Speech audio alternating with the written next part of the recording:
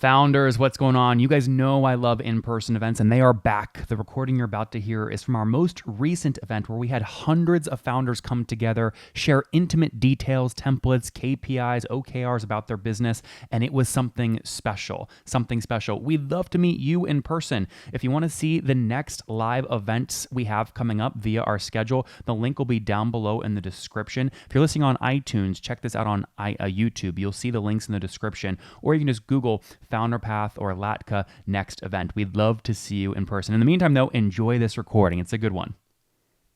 Hey, everyone. So, looks like I'm what separates you with drinks. Hashtag no pressure. This is a story of an obsession around revenue efficiency and revenue acceleration, really through 14 years that I've been in the business, through 3 companies that I started, 2 that I sold, as a senior leader within later stage organizations, and as it was mentioned, as an angel investor as well in more than 250 companies. And really across 3 companies here that you can see. AdEspresso on one side, HootSuite on the other, and my latest one, Breadcrumbs.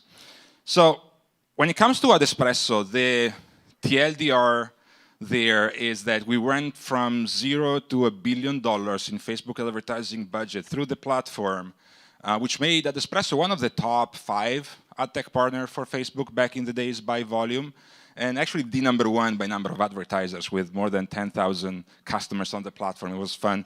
There was the Facebook Ads Manager by global usage, and then there was AdEspresso back in the days. And all this by being profitable, by raising about $1 million plus, so kind of bootstrapped, and as it was mentioned, 0 salespeople. I want to walk you through a bunch of learnings across these 3 experiences that I had.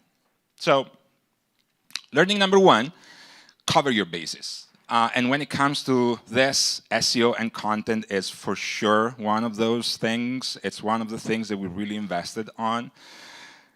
Fair to say, it's harder than ever these days, more competitive than ever, but ignore it at your own risk. And this is a good time for a friendly reminder that content and SEO is the only acquisition strategy that compounds over time. And if there is one thing that has been true and valid over the years is like these 3 elements that you see here on the screen. Like great content that resonates with an audience always has these 3 elements. A unique data point or a set of unique data points, and a counterintuitive perspective, as well as a compelling narrative. In short, content that doesn't suck. Now, this is what it did for us. We went from 0 to about just shy of 400,000 monthly unique visitors over 3 years. We ended up doubling that over the following 3 years post-acquisition to more than 750,000 monthly uniques. And of course, it's key to be creative in how you deliver value. Being added value to your customers and audience is really important. The key takeaway, the hot take here is that it's such a good strategy, if you can nail it, that it will last over time. The AdEspresso brand, to this day, 5 years plus post-acquisition, is still alive and well. And that is not common. Second learning, align your ideal customer profile with your go-to-market, with your pricing and packaging. And this is, a lot of acronyms for one simple idea. The answer to who's your customer shouldn't be everyone. There are a few things here that if your team is not thinking about, they might need some guidance on. Ideal customer profile, ICP, usually it's the combination of at least 3 things. Who's your buyer? Who's your user?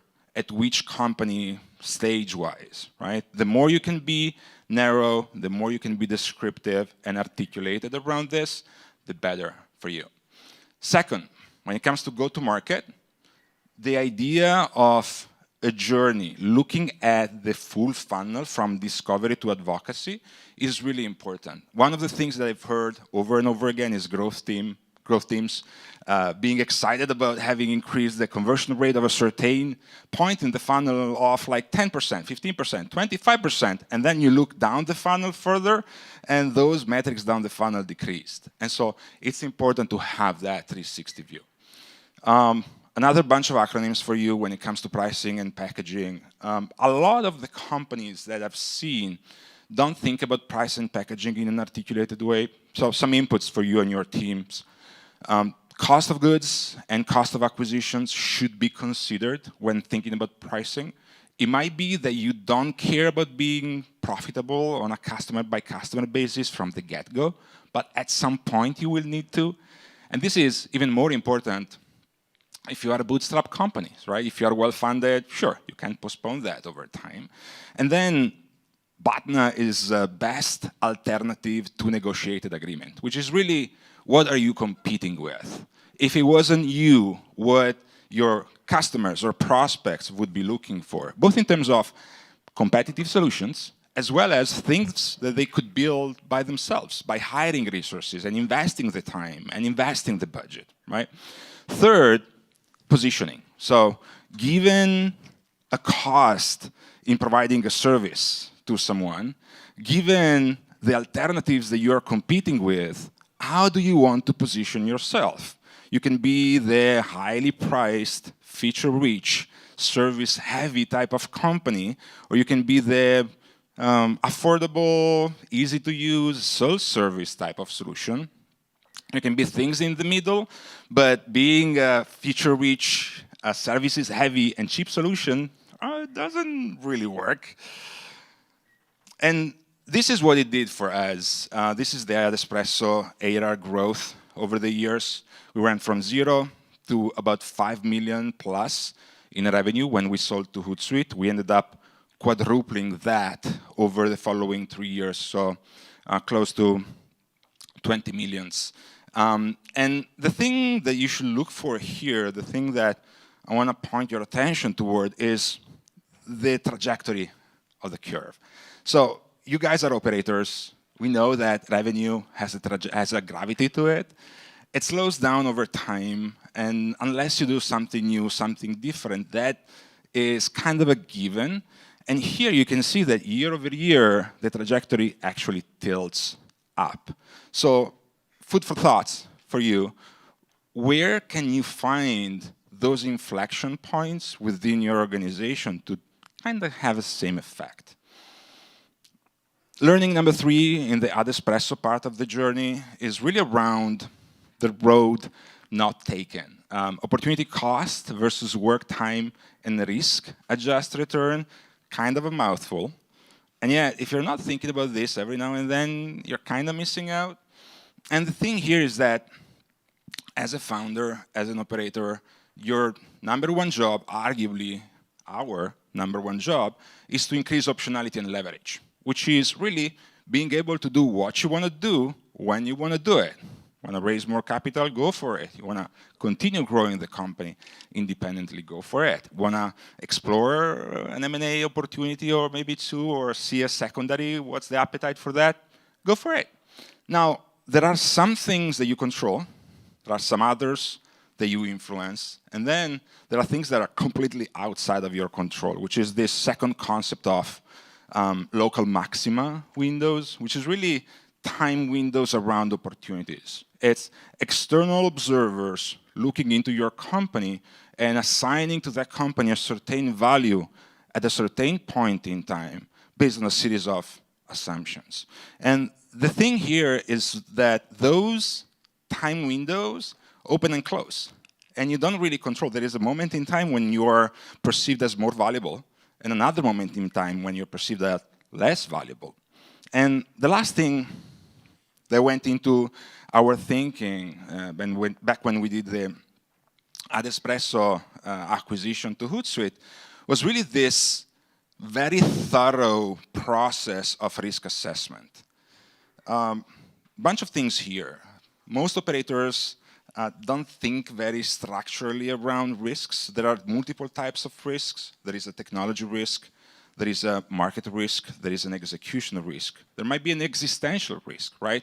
When it comes to AdEspresso, we have been growing like gangbusters with no sales by being profitable, and the market was hot for something like that, like us. And so the question for us was, why did you guys sell, right? And the point there is that back then, what has been an advantage for us up to that point, that profitability, content-driven growth, no salespeople, were starting to be a liability, something that we would have needed to address in some way or the other. So we knew that we had to hire people. We knew that we had to invest in a sales team and go up market and increase the price point. On the other side, so lots of work.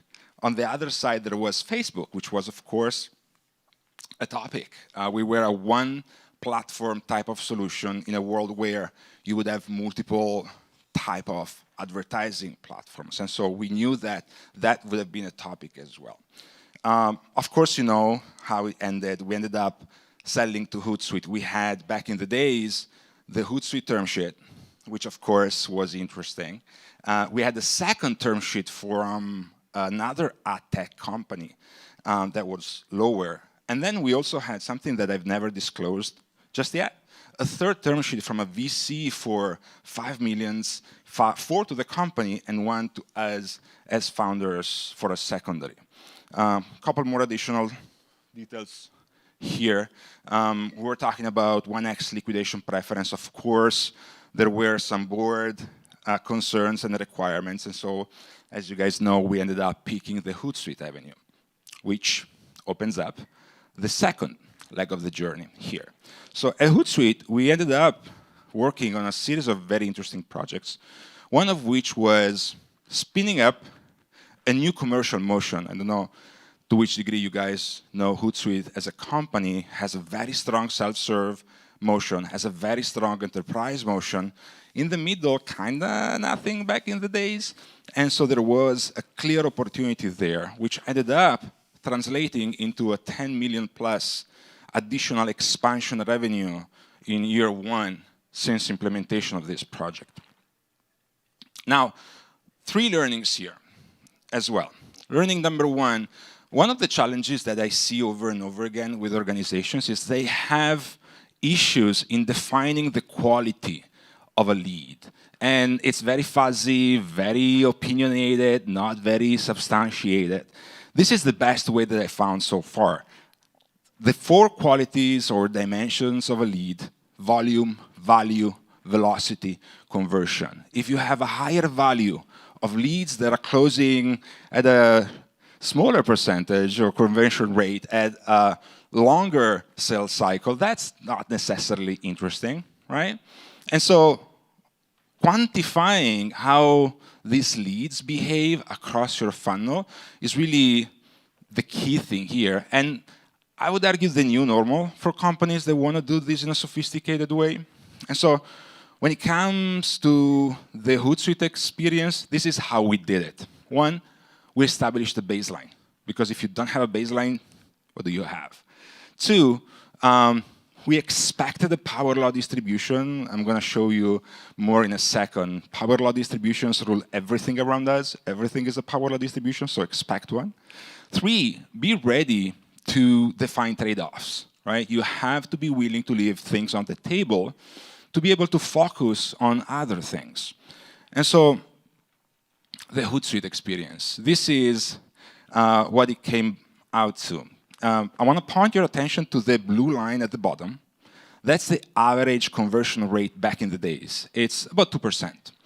But then if you cohort and segment out that lead base, and you can see that there are different cohorts that behave in dramatically different ways. There is a green one which dramatically overperforms everyone else. It's a 7x plus on the baseline. And then the yellow one, still better, 2.7x on the average. And then kind of a shitty one, the orange, 0.9x. And then one that's like horrible, 0.1x. So 2% average conversion rate, okay. Now that you know this, where would you focus your team on, right? So always ask for a cohorting segmentation of pretty much the major KPIs and metrics that you're tracking. I would argue that averages are kind of a lazy way of measuring things. Now, 2, the difference between data as a chore and as a revenue enabler. And here, I cannot really overstate how game-changing is the right insight to the right function of the organization at the right point in time. And these are a bunch of KPIs that we used to measure back in the days: lift per attribute, cost per SQL/SAL, sales qualified lead, and sales accepted lead, and commercial and enterprise fit. And to give you a sense of what the situation shakes up to, after 6 months since implementing this system, HootSuite saw a decrease in cost per lead/SAL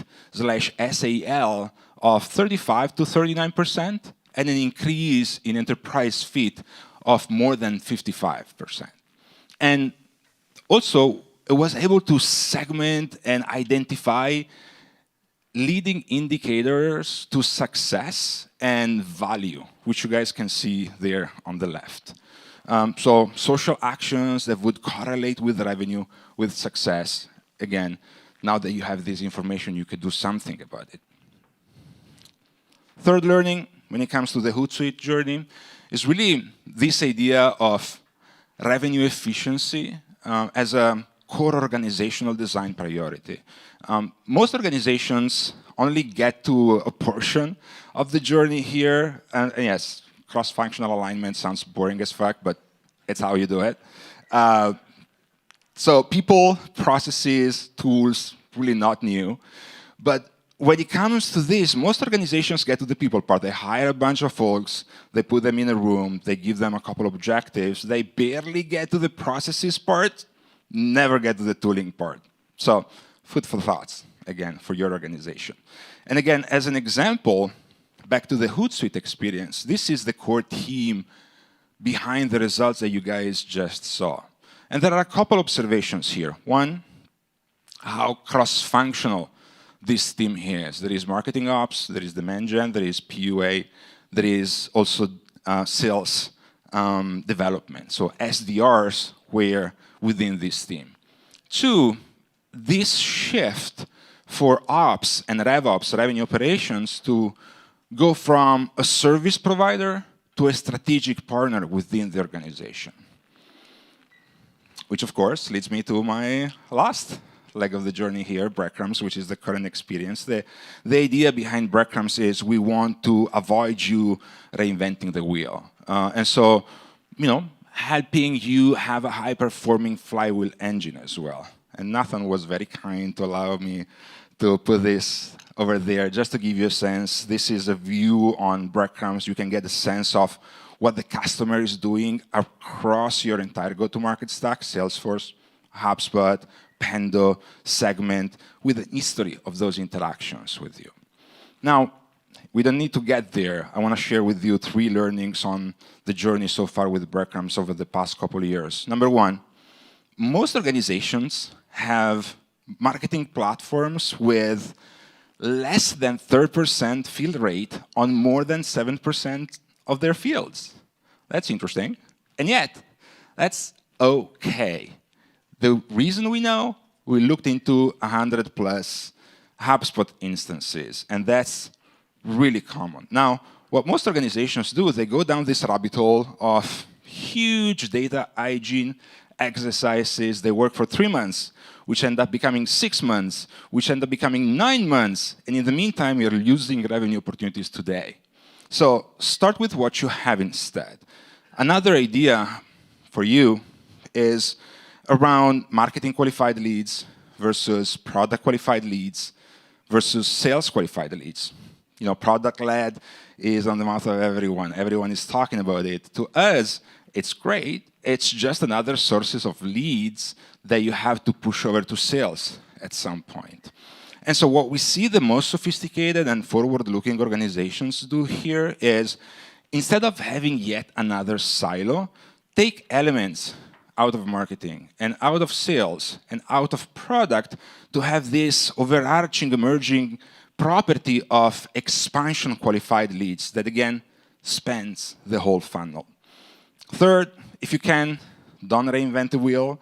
We see companies rebuilding the same thing over and over again. It's hard enough to innovate on one thing. You shouldn't innovate on everything all the time. And bonus point here, this is your marketing automation platform most likely state. And you can see here on the left, the majority of your fields will have less than 10% fill rate. And you can see on the right that those fields that do have value in them, the majority of them will not have that many unique values, like under 10. And the interesting thing here is that your top 10 fields, going back to that HootSuite distribution, by impact, will most likely have a 3 to 10x lift. So find them and focus your team on them. Second learning when it comes to breadcrumbs, timeliness as a disproportionately correlated element with success. And this applies both to your customers and prospects' interactions as well as your organizational reaction. So surprising. Most operators will tell you that following up on a promising lead today versus 3 weeks from now is fundamentally different, and yet this is not really captured from a programmatic perspective in your current technology stack. Why? So there are a bunch of concepts that we think about here, food for thought. Again, this concept of temporal realities. It's things that are true today that are not going to necessarily be true tomorrow and were not true necessarily yesterday. If you think about it, COVID was a temporary reality. Or there might be external or internal. As a strategic leader, you might change strategic priorities every quarter. You're going to go a little bit up market or down market, or you're launching a new product and you want your sales team to focus on that, or you're prioritizing a certain geography and deprioritizing a different one, right? And if you're making a decision at the beginning of the quarter, and then your team takes a quarter to execute on it, and then you make a new decision, how does that work? Doesn't really. And digital reflexes is this idea of your customers, your leads are leaving you signals on your online properties. They are interacting with your product, they're interacting with your website, they're interacting with your content, they're interacting with your people. You should be able to engage with them in the right time to service whatever need they are surfacing, right? They don't care where their data sits, which repository, they don't care which function within the organization is supposed to, interact with them. They just want what they want, when they want it. It's your job to service that. Which really goes back to the idea of an agile organization, right? And third learning here, we have been talking so far about a funnel, about modeling a model, but the reality is that we live in a world that's dramatically more complex, and so that simple representation, like the hourglass funnel that every one of us grew up with, it goes from awareness to conversion to advocacy, and then you have retention, and then you have expansion. Very simplified view. Nowadays, you have multiple devices and multiple touch points and boatload of data that you're drowning on, and so having something that enables this, multiple buying journeys and multiple objectives and new normal. Again, if we look at the most forward-looking organizations, this is how they think about. And so, food for thoughts, breaking down functional silos is what you have to achieve to enable this. And the idea of being customer-centric versus organizational, departmental-centric is also something that it's kind of a tough pill to swallow for most organizations.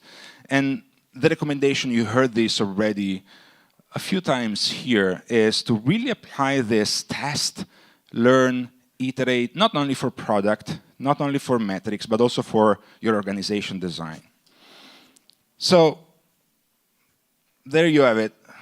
I hope that this sparked some ideas on how to tilt that trajectory, how to look for those inflection points within your company growth that really change everything. Thank you so much.